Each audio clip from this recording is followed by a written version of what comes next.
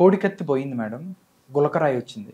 కోడికత్తి ఏంటి, శ్రీనివాస్ అయిపోయింది, ఇప్పుడు గులకరాయి సతీష్. అంటే ఏంటి మేడం, అంటే ఎవరైతే ఎవరినో సాయి బలి చేయాలనే ప్రయత్నం, వాళ్ళ రాజకీయ అంశాల కోసం, వాళ్ళకి రాజకీయ అవసరాల కోసం ఎవరినో సాయి బలి చేయాలనే దాని మీద చూసుకుంటే ప్రతి కోడికత్తి సీన్లు కేతి ఏదైతే జరిగిందో సేమ్ సతీష్ కూడా అదే విధంగా వాళ్ళ తల్లిదండ్రులు చాలా మంది ఎవరైతే తల్లిదండ్రులు వాళ్ళందరూ అనుమానితులు తీసుకెళ్లి వాళ్ళు ఇన్వెస్టిగేషన్ చేస్తున్నారు.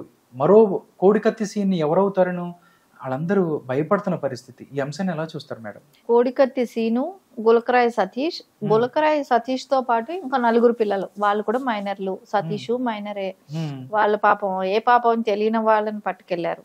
ఇంకా సతీష్ తో పాటు పట్టుకెళ్లిన వాళ్ళు ఆకాశాన్ని, సంతోష్, దుర్గారావు, చిన్న అనే ఒక 4 కూడా తీసుకెళ్లారు. వీళ్ళందరూ పాపం తెల్లవారి 5 దగ్గర నిద్రిస్తా ఉంటే వాళ్ళ ఇళ్లలో ఉంటే తీసుకెళ్లారంట.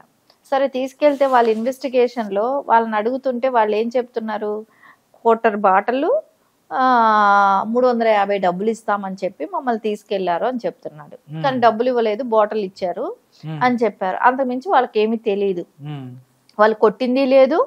సరే వాళ్ళంటే వాళ్ళని పాస్ చేసేసి వెళ్ళిపోయిన కొంచెం సేపు తర్వాత జరిగిందంట ఇన్సిడెంట్ కూడా. వాళ్ళు వచ్చేసారంట. అప్పుడు వాళ్ళు వచ్చిన తర్వాత వాళ్ళకి తెలిసిందంట ఇలా కొట్టారు ఎవరు అని. వాళ్ళ ఇళ్ళకి కూడా వచ్చేసారంట. తర్వాత ఎప్పుడో జరిగిందంట. కానీ వాళ్ళని ప్రెషర్ చేసి వాళ్ళని ఇబ్బంది పెడతా, పాపం మైనర్ పిల్లలు, వాళ్ళకి అసలు ఆ ఇదే లేదు. కానీ వాళ్ళ అయినా ఒక సీఎంను కొట్టే ధైర్యం ఆ చిన్నపిల్ల వాళ్ళకి ఎలా ఉంటది? ఒక రాయి వేస్తే ఇద్దరికి ఎట్లా తగులుతుంది? ఇద్దరికి తగలాలంటే కష్టం కదా. ఒక రాయి ఒకళ్ళు తగలంగానే కింద పడిపోద్ది. రాయి ఇప్పటి వరకు దొరకలా స్టిల్. ఇంకా అది ఒకటి విచిత్రం ఏంటంటే రాయి దొరకలేదు.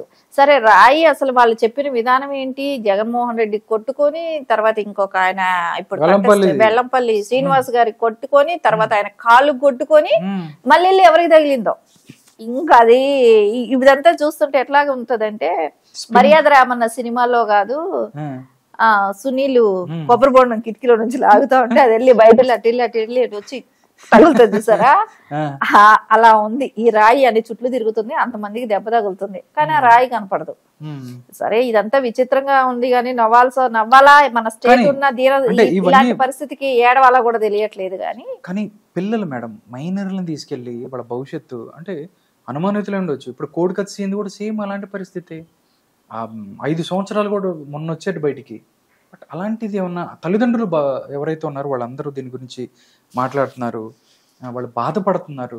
దీనికి సంబంధించి అంటే తల్లిదండ్రుల్ని ఈ రకంగా క్షోభ పెట్టడం ఎంతవరకు కరెక్ట్ అంటారు? వాళ్ళు చాలా అమాయకుల వాళ్ళ పిల్లలు. సరే వాళ్ళకి అసలు ఏ సంబంధము లేదు. ఇదంతా ఎందుకు చేస్తున్నారంటే ఇప్పుడు తీసుకురావటానికే కానివ్వండి. నిన్న సాయంత్రం ఏమన్నారు, రానా విజయవాడ కమిషనర్ గా చేస్తున్న రానా గారు 2 లక్షలు ప్రకటించారు. 2 లక్షలు ఎవరైతే వాళ్ళని పట్టిస్తారో వాళ్ళకి 2 లక్షలు బహుమతి అని చెప్పి ప్రకటించడం జరిగింది. సరే అప్పటి వరకు అప్పటి నుంచి ఎవరు దొరకలేదు అనుకున్నారో ఏంటో, అంటే రేపు పొద్దున వైఫల్యం కనపడుతుంది కదా. అపోజిషన్ పార్టీ వాళ్ళందరూ కూడా ఏమంటున్నారు, సిబిఐకి ఏమంటున్నారు, సిబిఐ ఇన్వెస్టిగేషన్ జరిపించండి అని అడుగుతున్నారు.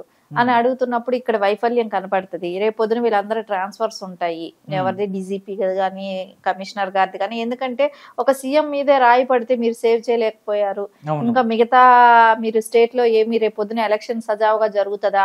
ఇంకోటి నారా చంద్రబాబు నాయుడు గారు గాజువాకలో ఆయన అక్కడ కూడా సభలో ఉన్నప్పుడు అక్కడ నెక్స్ట్ డేనే జరిగింది. సరే గాజువాకలో నారా చంద్రబాబు నాయుడు గారి మీద కూడా రాయి విసరటం, అది ఆయన అక్కడే ఖండించటం జరిగింది. మీరు ఇలా చేస్తే భయపడేవాడిని ఏం కాదు నేను, మీరు ఇట్లాంటి రాళ్ళకి నేను భయపడేవాడిని కాదు, బుల్లెట్లు తట్టుకొని బయట నిలబడ్డవాడిని అని చెప్పి ఆయన గట్టిగా హెచ్చరించటం జరిగింది. సరే ఆయన హెచ్చరించిన నెక్స్ట్ డే జగన్మోహన్ రెడ్డి గారు బయట చెప్పారు, సో నా మీద ఇట్లాంటి దాడులు నేను లెక్క చేయను అని చెప్పి. అంటే చంద్రబాబు నాయుడు గారు చెప్పారు కాబట్టి ఆయన Chandrababu Naidu on the stage ఆ సభలోనే అప్పుడే చెప్పారు. సో ఈయన నెక్స్ట్ డే అంటే దెబ్బ తగిలిన రోజు చెప్పలేదు, ఇంట్లో ఒక రోజు రెస్ట్ తీసుకున్న రోజు చెప్పలేదు, మళ్ళా నెక్స్ట్ డే చెప్పాడు. అంటే ఈయన వీటన్నిటిని నేను పట్టించుకోను, నేను ముందుకెళ్తాను, ప్రజలే నాకు ముఖ్యం, నా మీద వచ్చే ప్రజాదరణ చూసి, నా సభలకు వచ్చే జనాన్ని చూసి అపోజిషన్ పార్టీ వాళ్ళు ఇలా చేశారనేదే చెప్పాడు. కానీ తర్వాత పవన్ కళ్యాణ్ గారి సభలో కూడా తెనాలిలో ఇలాగే రాయి వేయటం జరిగింది. రాయి వేయటం జరిగినప్పుడు పట్టుకోవటం జరిగింది. అతను ఎవరైతే వేశారో అతను పట్టుకున్నారు, కొట్టారు, ఆ పోలీసులకు అప్పచెప్పారు. కానీ ఇప్పటి వరకు దాని గురించి ఎవరు వాళ్ళు ఎందుకు చేశారు అనేది ఇప్పటి వరకు బయట రాలా.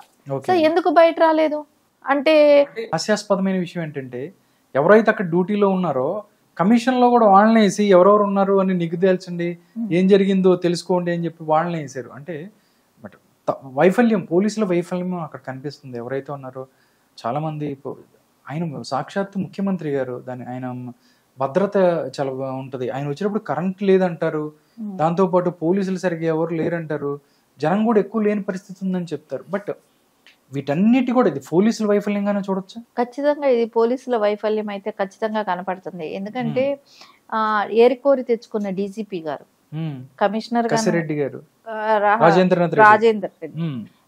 రెడ్డి గారు, సో వీళ్ళందరినీ ఆయన ఏర్కోరి తెచ్చుకున్న వ్యక్తులు. సో ఆ ఎలక్షన్ బిఫోర్ కొంచెం 1 year బిఫోర్ చేంజ్ చేసుకున్న వ్యక్తులు కాబట్టి, సో వీళ్ళతోనే ఎలక్షన్స్ కి వెళ్ళాలనేది కూడా ఆయన ప్లానింగ్ కాబట్టి, సరే ఇవన్నీ ఫెయిలియర్స్ అంతా కూడా వాళ్ళ మీద పడుతుంది కాబట్టి ఆ ఎఫెక్ట్ పడుతుంది. వీళ్ళని మారుస్తారేమో అనే దాంతో ఇప్పుడు ఎవరో అమాయకులైన పిల్లల్ని పట్టుకెళ్ళటమే కానివ్వండి, అక్కడ వాళ్ళని దోషులుగా చూపెట్టాలనే ప్రయత్నం చేయటమే కానివ్వండి. వాళ్ళ తల్లిదండ్రులు కూడా చెప్తున్నారు, అసలు మాతోనే వచ్చారు, మాకందరికి కూడా డబ్బులు ఇచ్చారు, అందరం కలిసి వెళ్తే డబ్బులు వస్తాయి కదా అని వెళ్ళాము అని చెప్పి ఇప్పుడు వాళ్ళు చెప్తున్నారు. అందుకని ఆ పిల్లలు, ఇంట్లో ఉన్న పిల్లాడిని మేము ఎమ్మటి పెట్టి తీసుకెళ్ళా మేము మా పిల్లాడిని నేను వెంట తీసుకొచ్చేసాను. తర్వాత వాళ్ళు ఎక్కడో వెళ్ళిన తర్వాత మమ్మల్ని దాటి చాలా దూరం వెళ్ళిపోయారు, తర్వాత ఎక్కడో జరిగిందని విన్నాము, కానీ మా పిల్లాడిని వచ్చి ఇంటికి వచ్చి పట్టుకెళ్లారు ఈ రోజు పొద్దున అని చెప్పి వాళ్ళు స్టేట్మెంట్ ఇవ్వటం జరుగుతుంది. అంటే స్వచ్ఛందంగా వస్తున్నారు సభలకి అని చెప్పిన వాళ్ళు ఇప్పుడు ఈ రోజు ఎట్లా చెప్తున్నారు, వాళ్ళు మాకు డబ్బులు ఇస్తామంటే వెళ్ళాం కానీ మాకేం తెలుసు, మేము ఎందుకు వెళ్తాం అని అన్నారు. అన్నప్పుడు నువ్వు ఎవరో ఒకళ్ళని అమాయకుల్ని ఇరికించాలని చెప్పి ఇరికించే ప్రయత్నమే జరుగుతుంది ఇక్కడ. ఎందుకంటే కోడికత్తి శ్రీనుదే కానివ్వండి, ప్రజలకి ఒక విశ్వాసం ప్రజలు జగన్ మీద ఒక విశ్వాసం కోల్పోయారు. ఎందుకంటే ప్రతిసారి ఇలాంటి స్టంట్లు ఎలక్షన్ బిఫోర్ ఒక డ్రామా కంపెనీ లాగా తయారైపోయింది. దేశంలో ఏ రాజకీయ నాయకుడి మీద ఎలక్షన్ అప్పుడు జరగదు, ఓన్లీ జగన్ మీద జరుగుతుంది. అది జగన్మోహన్ రెడ్డి మీద జరిగితేనేమో అయ్యో మా నాయకుడి మీద రాళ్లు పడింది, అది ఇక్కడ తగులుతుందో అక్కడ తగులుతుందో, ఆయనకి ఏమైపోయేదో, చనిపోయేవాడేమో అని సాక్షిలో ఒక పేజీ అంతా అసలు గులకరాయి తగిలి ఆయన చనిపోతే అన్నట్టు రాసేశారు. కానీ అపోజిషన్ లీడర్ల మీద కంకర్ రాళ్లతో సహా ఇసిరి వేసి నారా చంద్రబాబు నాయుడు గారిని చిత్తూరులో కానివ్వండి, ఒక్కసారి కూడా బుల్లెట్ ప్రూఫ్ ఆపబట్టి వాళ్ళు చంద్రబాబు నాయుడు గారిని సేవ్ చేయటమే కానివ్వండి, ఎన్ఎస్జీ వాళ్ళకి అంత గాయాలు అవటమే కానివ్వండి, వాళ్ళ కుట్లు పడటమే కానివ్వండి, ఇవన్నీ కూడా మనం చూసాం. కానీ ఆ రోజు ఖండించలేదే ఇదే సీఎం, ఎప్పుడూ ఖండించలేదు. అపోజిషన్ లీడర్ల మీద రాయిలు పడినప్పుడు నువ్వు ఎందుకు ఖండించలేదు? ఈ రోజు నీకు రాయి తగిలితే అందరూ ఖండించారు కదా. ప్రజాస్వామ్యంలో ఇలాంటివి జరగకూడదని చంద్రబాబు నాయుడు గారు కూడా చెప్పారా లేదా? కానీ నువ్వెందుకు చెప్పలేదు ఆ రోజు? అంటే ఎవరు ఇప్పుడు ఆయన జరిగిన నెక్స్ట్ డేనే మళ్ళా చంద్రబాబు నాయుడు గారికి జరిగింది, మరి తర్వాత కూడా జనసేన అధ్యక్షుడు పవన్ కళ్యాణ్ గారికి జరిగింది, ఆయన మీద కూడా రాలేదు. కానీ ఎందుకు ఖండించలేదు నువ్వు? అంటే ఎవరిని పంపించారు? అంటే మీరు పంపించారా పవన్ కళ్యాణ్ గారి మీద వేయటానికి? అక్కడ చంద్రబాబు నాయుడు గారి మీద వేయటానికి మీరు పంపించిన వాళ్ళేనా? అంటే మీరు రాయే కానుకొని ఎవరైనా లైట్ తీసుకుంటే రేపు పొద్దున బాంబులు వేస్తారా? ఆ రకంగా మీరు ప్రోత్సహిస్తున్నారా? అంటే ఇది పక్కాగా జగన్మోహన్ రెడ్డి చేసే స్క్రిప్టెడ్, ఇది ఐపాడ్ స్కెచ్, ఇదంతా వాళ్ళందరూ కలిసి చేస్తున్న పని అని చెప్పి ప్రజలకు అందరికీ అర్థమైపోయింది. ఈ రోజు కాదు, ఒక గత 5 ఏళ్ల క్రితం నుంచి చూస్తుంటే వాళ్ళకి, అప్పుడు కోడికత్తి సీనే కానివ్వండి, వివేకానంద రెడ్డి గారి హత్య కానివ్వండి, ఇవన్నీ చూసుకుంటూ ఉంటే వాళ్ళు ఎలక్షన్ బిఫోర్ వాళ్ళ కుటుంబంలో కూడా ఎవరినో ఒకళ్ళని చంపటాలో కానివ్వండి, ఇలాంటి డ్రామా చేయటమే కానివ్వండి, జగన్మోహన్ రెడ్డి ప్రాణం ఒక్కటే ప్రపంచానికి పనికొస్తుంది, మిగతా వాళ్ళ ప్రాణాలు ఎవరికి పనికిరావు అన్నట్టు చేయటము, అపోజిషన్ లీడర్లకి భద్రత లేకుండా పోవటమే కానివ్వండి, ఇవన్నీ కూడా జగన్మోహన్ రెడ్డి ప్రభుత్వ వైఫల్యాల కిందే తీసుకోవాలి. ఖచ్చితంగా అయితే దీని మూలన ఈసీ స్ట్రాంగ్ గా నిర్ణయం తీసుకొని డిపార్ట్మెంట్ లో ఉన్న వ్యక్తుల్ని అంటే ఉన్నతాధికారులుగా ఉన్న వాళ్ళని అందరినీ కూడా మార్చాల్సిన అవసరం అయితే ఖచ్చితంగా ఉంది. Thank you so much madam. ప్రస్తుత రాజకీయ అంశాల మీద చక్కని విశ్లేషణ ఇచ్చారు. నమస్కారం అండి. నమస్తే.